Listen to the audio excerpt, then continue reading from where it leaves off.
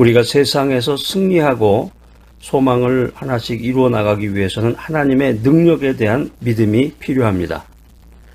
요한복음은 예수님이 창조주다, 예수님이 창조주라는 선언을 하고 있습니다. 예수님이 창조주 하나님이 되심으로 이 피조물된 인생의 모든 해답이 되심을 선언하고 있는 것입니다. 히브리서 11장 3절은 다음과 같은 말로 시작합니다.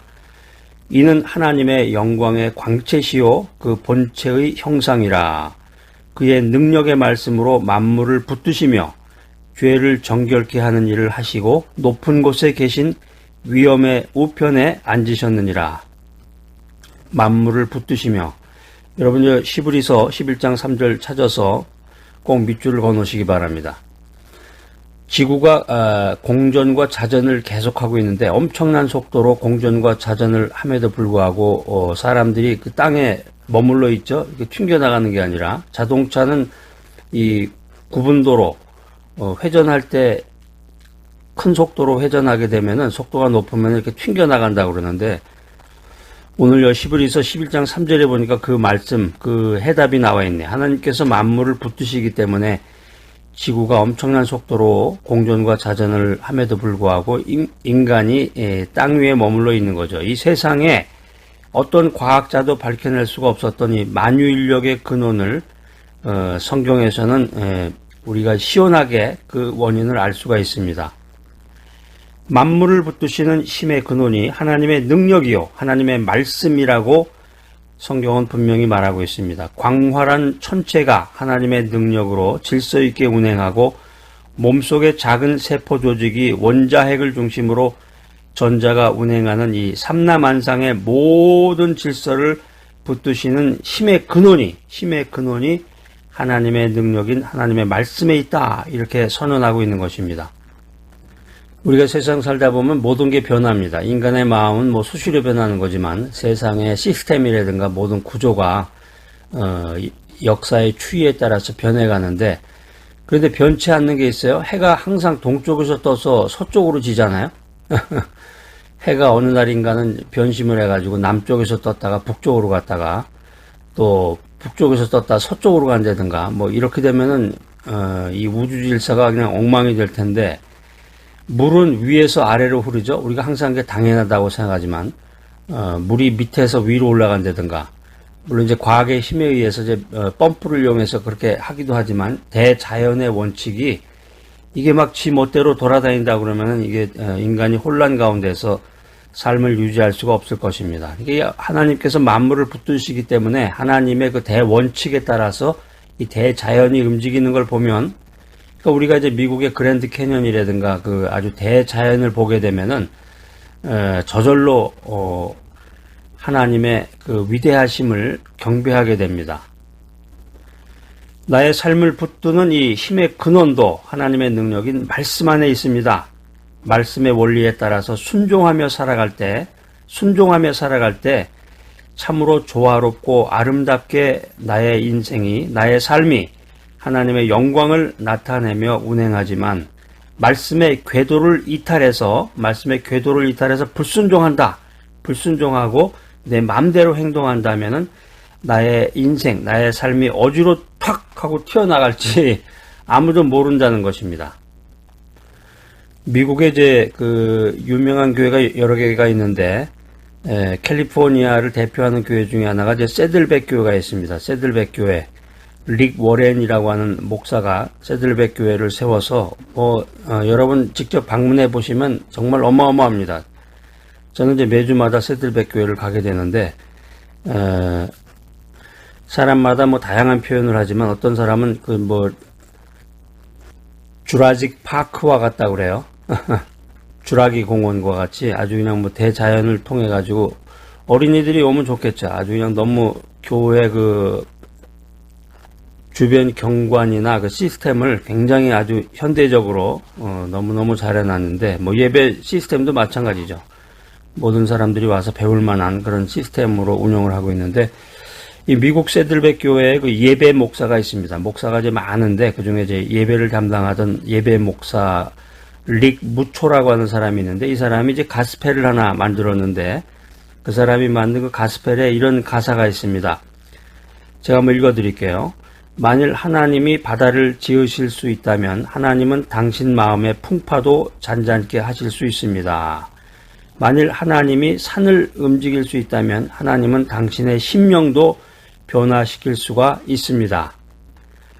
이 곡의 타이틀이 당신은 다시 시작할 수 있습니다. 이런 제목인데 이 노래는 후렴을 통해서 계속해서 이 내용을 반복적으로 선포하고 있습니다. 그가 당신을 자유롭게 할 수 있습니다. 그것도 지금 당장. 그분께서는 당신의 인생을 바꿀 능력이 있습니다.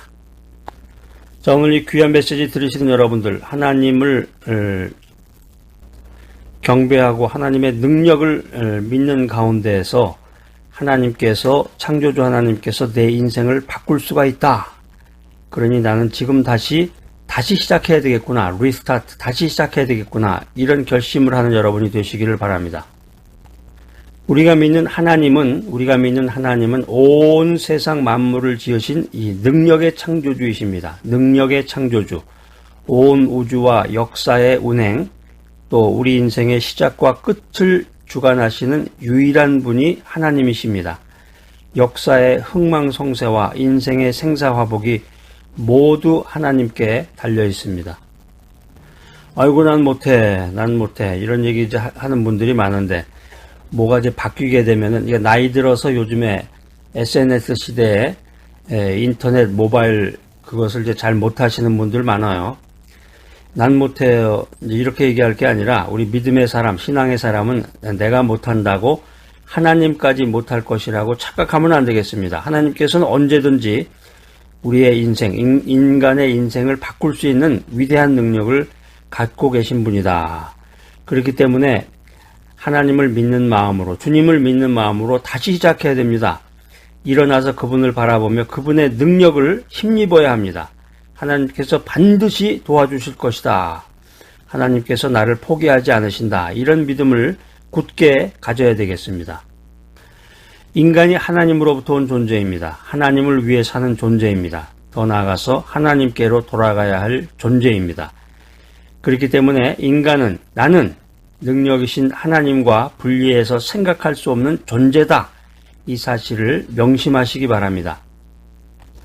프랑스의 수학자요 사상가였던 이 파스칼이 있습니다. 파스칼은 선천적으로 몸이 약하고 허약한 몸과 과도한 연구로 인해서 건강을 잃게 되었습니다. 그래서 파스칼은 종종 심한 복통과 두통을 호소했는데 알고 보니까 파스칼은 결핵성 복막염 환자였던 것입니다. 파스칼의 39년 인생 중에서 건강을 유지한 것은 고작 2년에 불과했습니다. 너무 일찍 죽었어요. 39살이면 39살. 그럼에도 불구하고 파스칼은 세계적인 과학자, 수학자, 사상가로서 역사에 기록되고 있습니다. 우리가 파스칼의 그 팡세라는 책 여러분 한번 읽어보셨을 거예요. 그런데 파스칼은 이 절망적인 상황 속에서도 결코 낙담하지 않았다라고 하는 것입니다. 내가 찾고 구한 것은 하나님뿐입니다. 육체의 병이 영혼의 약이 되었지요. 내가 아는 지식은 단 한 가지. 주님을 따르는 것은 선이요. 주님을 거역하는 것은 악이랍니다.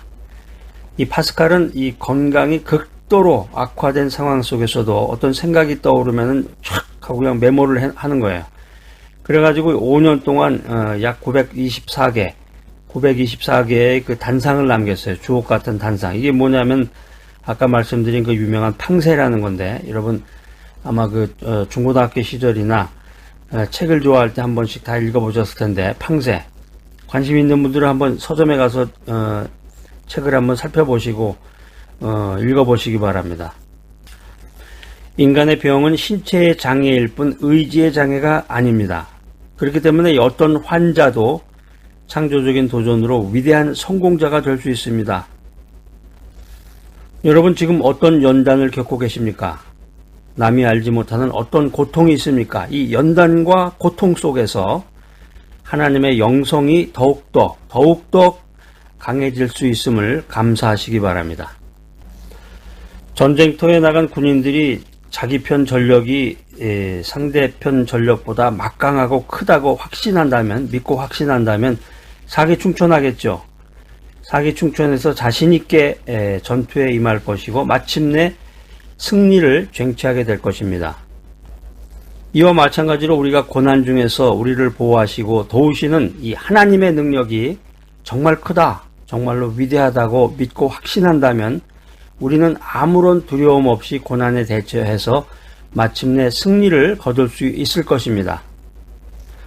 아무리 참혹하고 감당하기 어려운 이 고난의 상황 속에서도 내게 능력 주시는 하나님 안에서 모든 것을 할 수 있다, 모든 것을 할 수 있다는 이 확고한 믿음을 가지시기 바랍니다. 다윗처럼 천만인이 나를 둘러치려 한다고 해도 여호와께서 붙드심으로 나는 두려워 아니하리라, 이런 자신감이 있어야 되겠어요. 자신감과 담대함이 있다면 어떤 고난, 인생의 어떤 고난도 능히 이겨낼 수 있다. 자, 사랑하는 여러분들, 힘들고 어려운 고난과 좌절 가운데서 하나님의 위대한 능력에 대한 믿음을 잊지 말아야 되겠습니다.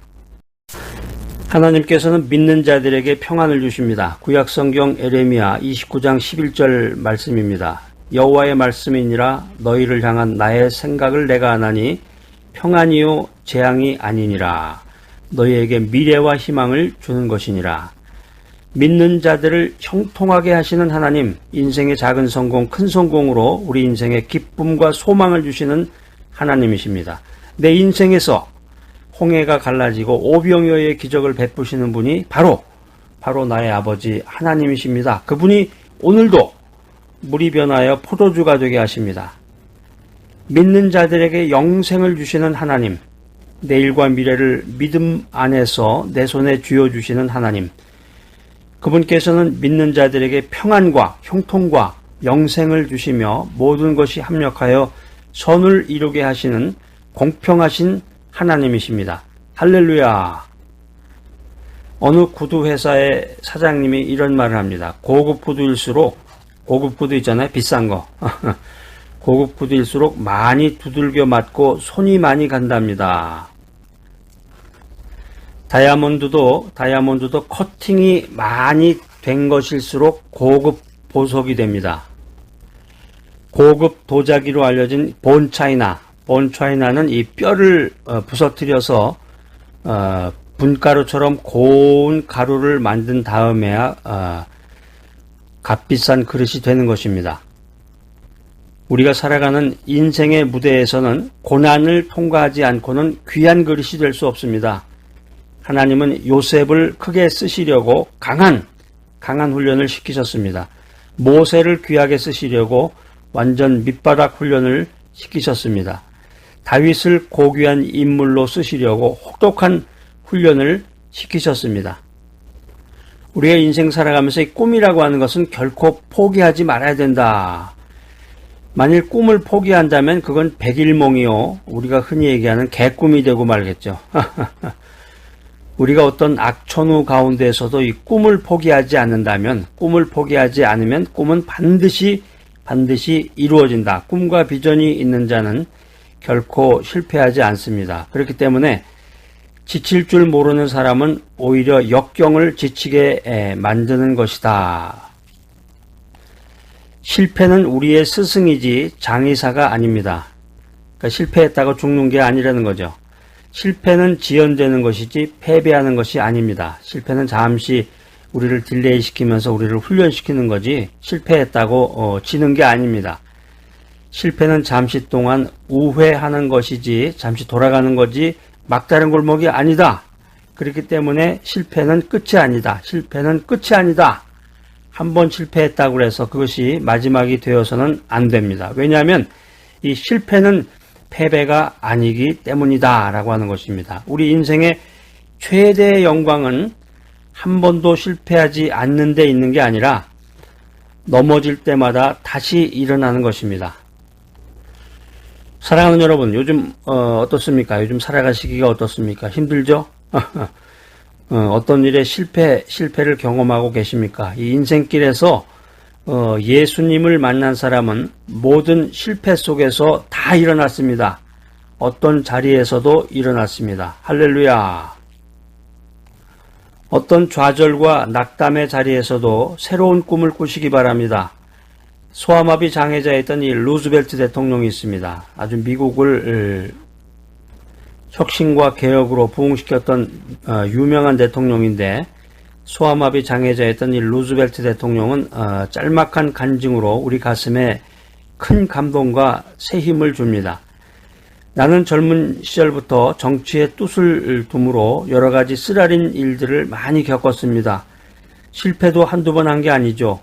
그러나 어떤 실패에도 굴복하지 않고 최선을 다해서 걸어온 덕택으로 이렇게 대통령이 되었답니다. 지난날을 돌이켜보면 내 인생은 7번 넘어지고 8번 일어났던 것입니다. 이제 7전8기란 말이 이제 여기서 나온 건데, 우리 믿는 사람, 하나님 중심으로 인생을 살아가는 사람, 성경 말씀, 또 기도 생활 충실히 하는 우리 모두는 어떤 좌절과 낙담의 자리에서도 새로운 꿈을 꿀 수 있는 믿음을 소유한 사람들임을 기억하시기 바랍니다. 하나님의 의의 길을 따르는 성도들이 이 세상에서 당하는 모든 고난은 악한 사탄 마귀의 세력에 의한 공격과 핍박이라고 생각할 수 있습니다. 그렇기 때문에 그러한 악한 세력의 괴계로 인한 고난에 눌려서 좌절하고 패배하지 않기 위해서는 악한 세력을 멸하시고 의로운 하나님의 백성을 구원하시며 승리케 하실 이 하나님의 공의에 대한 믿음이 필요하다라고 하는 것입니다. 하나님께서는 의로운 일을 행하시고 압박당하는 모든 사람을 위하여 판단하십니다. 다윗은 하나님께서 그의 의로운 백성들의 고통 소리에 귀를 기울이시고 그를 구원으로 맞이하시며 그의 대적들은 그 뺨을 치고 악인들을 징계하실 것이라고 확신하며 간구했습니다. 아무리 불의하고 고통스러운 상황이 나를 누르고 있다고 할지라도 그것은 잠시뿐이로구나, 이런 생각을 가져야 되겠습니다. 이런 믿음을 가지고 하나님의 선하신 계획에 따라서 마침내 공의가 이루어질 것이다. 의인에게는 영원한 승리, 악인에게는 영원한 멸망이 있게 될 것이라는 이 확실한 믿음을 가지시기 바랍니다. 이 확신하는 믿음이야말로 고난 중에 있는 성도가 끝까지 잃지 말아야 할 필수적인 믿음인 것입니다. 자, 그래도 신앙에 매어 달리라, 이 시 한 편을 마지막으로 여러분에게 한번 읽어드리겠습니다. 그래도 신앙에 매어 달리라. 하나의 깨어진 꿈은 모든 꿈의 마지막이 아니다. 하나의 부서진 희망은 모든 희망의 마지막이 아니다. 폭풍우와 비바람 저 너머로 별들은 빛나고 있으니 그대의 성곽이 무너져 버릴지라도 다시 성곽 짓기를 계획하라. 수많은 꿈들이 재난에 무너져 내리며 고통과 상한 마음이 세월의 물결 속에서 그대를 넘어뜨릴지라도 그래도 신앙에 의지하라. 그리고 그대의 흐르는 눈물 속에서 새로운 교훈을 배우기를 힘써라. 자, 오늘 이 귀한 메시지 들으시는 여러분들, 의인에게는 영원한 승리, 악인에게는 영원한 멸망이 있게 될 것이라는 이 믿음을 가지고 고난 중에 주님을 확실히 믿으며 또 희망을 가슴에 품는 귀한 여러분 모두가 되시기를 간절히 기대합니다.